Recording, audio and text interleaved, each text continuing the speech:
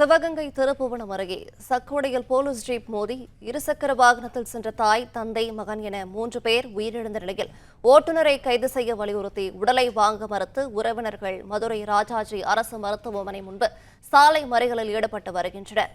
விவரங்களை வழங்குகிறார் செய்தியாளர் ராஜ்குமார். ராஜ்குமார், வணக்கம். விவரங்களை சொல்லலாம்.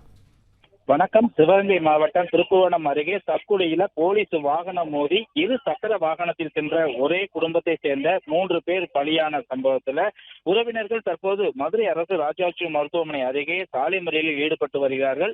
அவர்கள் பிரதான கோரிக்கையாக 1 கோடி ரூபாய் நஷ்டஈடு வேண்டும் என்றும், அதுவும் குடும்பத்துக்கு நிதி வேண்டும் என்றும், குடும்பத்தில் உள்ளவர்களுக்கு அரசு வேலை வேண்டும் என்று கோரிக்கை வைத்து தற்போது அந்த சாலை மறியல் போராட்டத்தில் ஈடுபட்டு வருகிறார்கள். ஏராளமான போலீசாரும் இங்கு குவிக்கப்பட்டிருக்கிறார்கள்.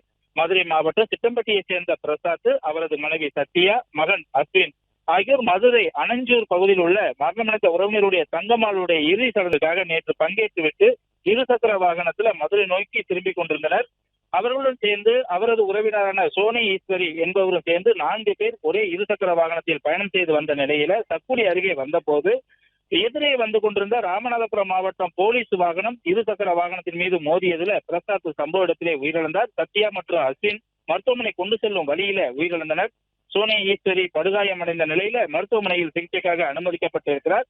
இச்சம்பவத்தை கேட்டு அதிர்ச்சியடைந்த உறவினர்கள் நேற்று இரவு அப்பகுதியில உடலை எடுக்க விடாமல் போலீஸ் டிரைவரை கைது செய்ய வேண்டும் என சாலை மறியலில் ஈடுபட்டார்கள். அவர்களுடன் சமரசம் செய்து சமரசம் செய்ததோடு மட்டுமல்லாமல் உடலை கைப்பற்றி மதுரை அரசு ராஜாஜி மருத்துவமனையில் உடற்கூறு ஆய்வுக்காக அனுப்பி வைத்திருந்தனர். இந்த நிலையில்தான் தற்போது மதுரை அரசு ராஜாஜி மருத்துவமனை இந்த பகுதியில இறந்தவருடைய உறவினர்கள் 200க்கும் மேற்பட்டோர் குவிந்து சாலை மறியலில் ஈடுபட்டு வருகிறார்கள்.